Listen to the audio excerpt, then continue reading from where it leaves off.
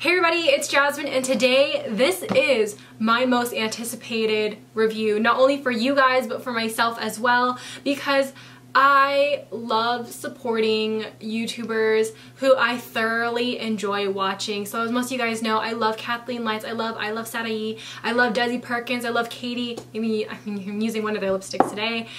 And most importantly, one of the most unrecognized beauty influencers on YouTube is definitely Emily Noel. I mentioned her in a couple of my videos. I always reference her because she is the queen of reviews. She is the queen of genuine, honest, non-sponsored videos, and it just makes me so inspired to make my channel just a little bit more friendly, welcoming, and it's just really nice to have that type of influence. And so she just launched two palettes. She launched her Needs and Wants palette, and I personally really wanted the Wants because if you look inside, ooh, the colors. The colors, I was really drawn to the greens, but I was also drawn to the fact that she did a lot of magenta and purple shades as well, and I just think that this is such a universal palette. Honestly, it's very wearable. There's shades that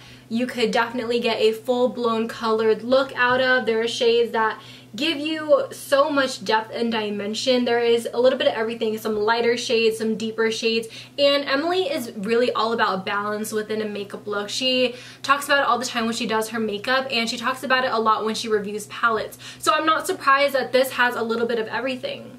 I've been using this palette for the past 3 days, today being my third day, and I played with a lot of color. I went in on, especially on the second day, I went in on these shades. So I wanted to talk about how the eyeshadows actually perform, and sometimes in Makeup Revolution eyeshadows are a little hit and miss. Sometimes they're a little dry, sometimes they're a little patchy, but most of the time they are very creamy, buttery, easy to blend, easy to work with, and that's why I always go towards Makeup Revolution when I'm thinking of a drugstore palette, because I know that it's not expensive. Their palettes range from like $7 to $12 depending on which one you're getting, or even $15, but that isn't expensive, and this was only $20. This big palette, $20. So it was definitely a good deal. Now for the first day that I wore this, I went in with a full-blown purple smoky eye, and I did glitter, and it was just a lot going on. So obviously I stayed within towards maybe like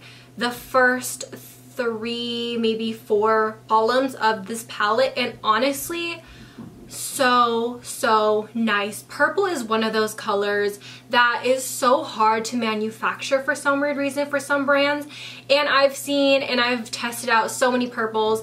Some of them are just very flaky. They do give off a lot of pigmentation, but then they'll have a lot of fallout, or they'll swatch really nicely and not perform as pigmented and as vibrant on the eyes. Maybe they're pressed a little too hard. The purples in here, no matter what brush I use, a dense brush, a flimsy brush, no matter which one, it was able to give me intense color payoff with no fallout. There was just the slightest bit of fallout, but all you really had to do was just sweep it off. It did not smear on your skin, and it was just very nice. And for the second day where I used this palette, I went for an all green look because I was just really craving that corduroy shade. It was just looking at me and making me want to play around with it, so I did go in, and it is so hard, again, for brands to come out with a green that is really pigmented, that is also matte. You rarely see matte greens, you always see a shimmery green.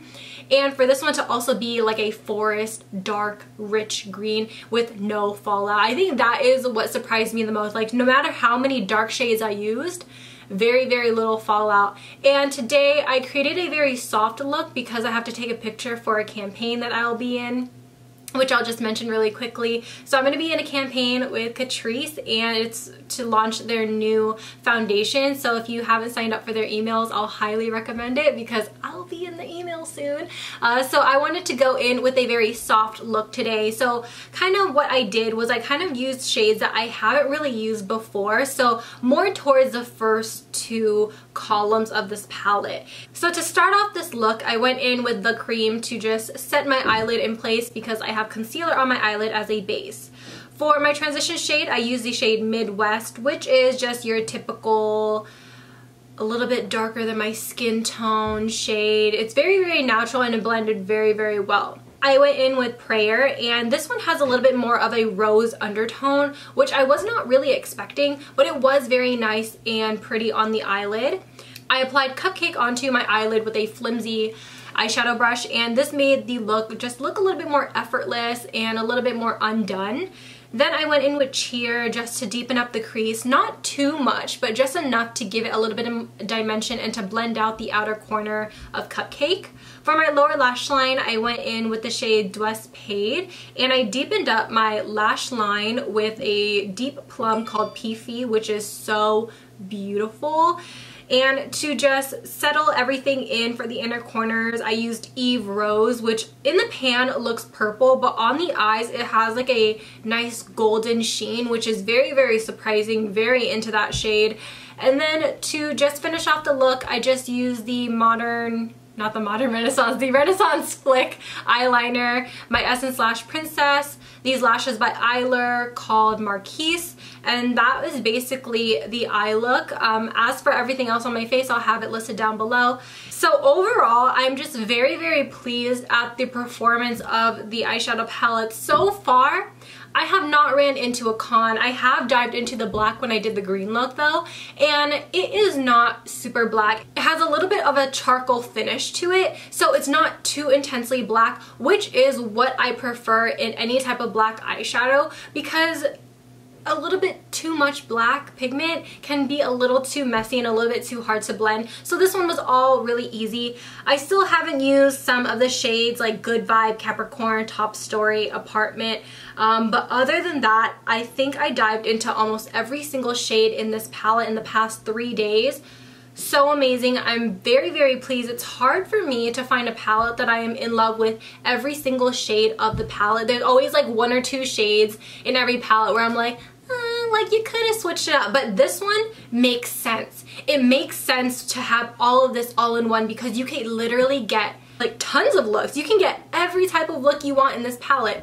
So I'm very, very proud, and I'm really happy with my purchase. I did buy this at Ulta, and the good thing is that this is not a limited edition palette. You can get it whenever, wherever, on the Makeup Revolution website, on Ulta, in stores at Ulta if it's still there. And with any Makeup Revolution palette, since it is a more affordable and drugstore brand, you could use your coupons on it. So if you don't want to commit to $20 on one palette, use your $3 off coupon or use your 20% off coupon.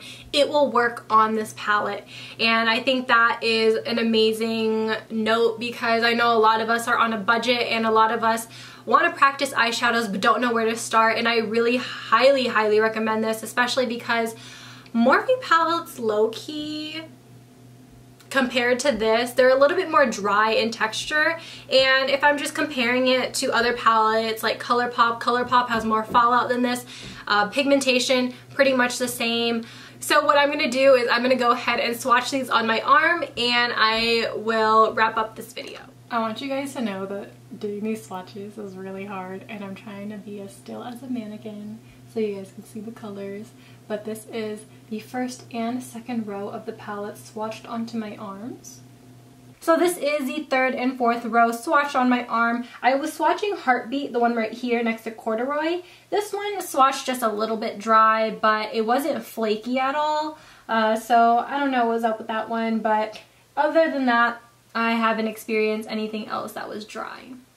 Alright you guys, that wraps up my review on the Emily Wants palette. I'm actually very surprised and a little upset that I didn't have any cons to share with you guys. I know that's a good thing in Emily's favor, but I'm always trying to nitpick products, and to be honest, I really had nothing negative to say. It was a really nice, well-rounded palette that I thoroughly enjoyed throughout the past 3 days. And I'm obviously still going to continue using it because I do think that this is a very unique palette and has a very unique color scheme. It's definitely something where I could get a very wearable look to something super, super dramatic and very avant-garde. So I really appreciate that. So if Emily is ever watching this, congratulations, Emily. Thank you so much for commenting on my on my Instagram post. You made me feel like the one, and I highly recommend this. And if you guys are gonna get it, again, use your coupons. That wraps it up. Thank you guys so much for watching, and I'll see you guys on my next one. Bye. Peace out, Girl Scouts.